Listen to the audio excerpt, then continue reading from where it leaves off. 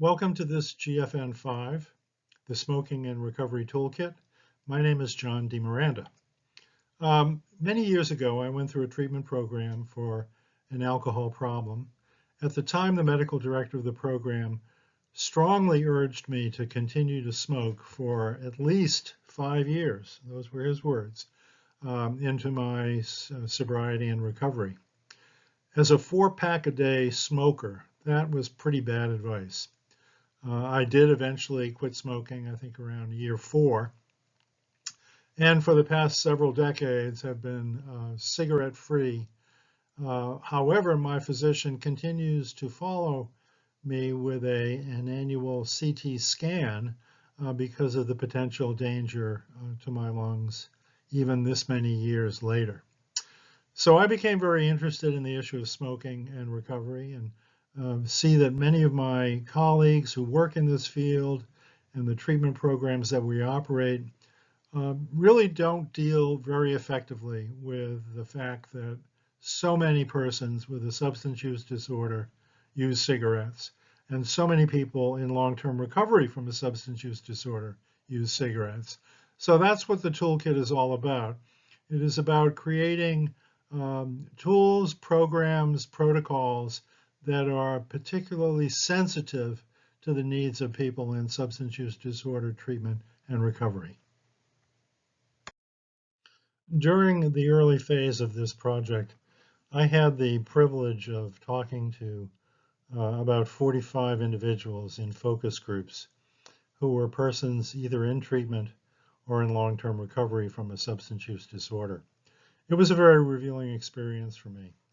I learned from these individuals that their struggle with cigarette smoking, and we're talking 99% of the time about cigarette smoking, had been really a lifelong struggle for them.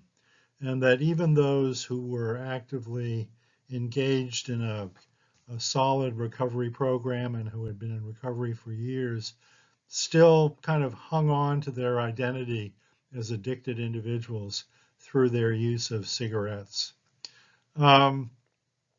It was a great experience, and it really led me to believe that we needed to develop materials and approaches that took a kind of a harm reduction approach. We've learned in the addiction field that expecting total abstinence as a condition of treatment was a bridge too far for many people.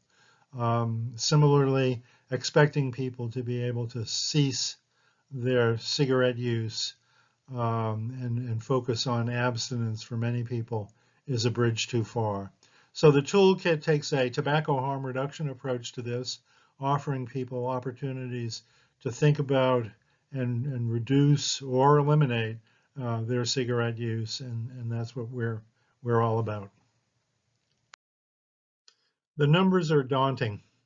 However, most treatment programs tend to look the other way, and most recovery community organizations tend to look the other way when it comes to cigarette smoking. And that's what we really need to change. The culture within the recovery movement or the recovery community, if you will, allows cigarette smoking as a kind of a necessary evil. It's significant that the two founders of Alcoholics Anonymous, Bill Wilson and Dr. Bob Smith, both died from smoking-related illnesses. And I've heard this over and over again, that persons in long-term recovery are not dying from the complications associated with their alcohol or drug use. They're dying from smoking-related illnesses. Here in the United States, we have a smoking cessation infrastructure that ignores the needs of people with a substance use disorder background, because those individuals may require an approach that's really more congruent with their needs as persons with addictive disease. We need programs that appreciate that cigarette smoking is intertwined with an individual's history and identity as a person in long-term recovery. And that's what the toolkit attempts to do. The GFN5 format really doesn't allow us the time to kind of walk through all the pieces that are available in the toolkit. So I would encourage you to go to our website and take a look at the pieces that are there and see how your program or individuals you interact with might find these useful. We're also interested in getting feedback. So please take a look at this with a critical eye and let us know your thoughts and communicate those to us through the email option within the website. Thank you for your time.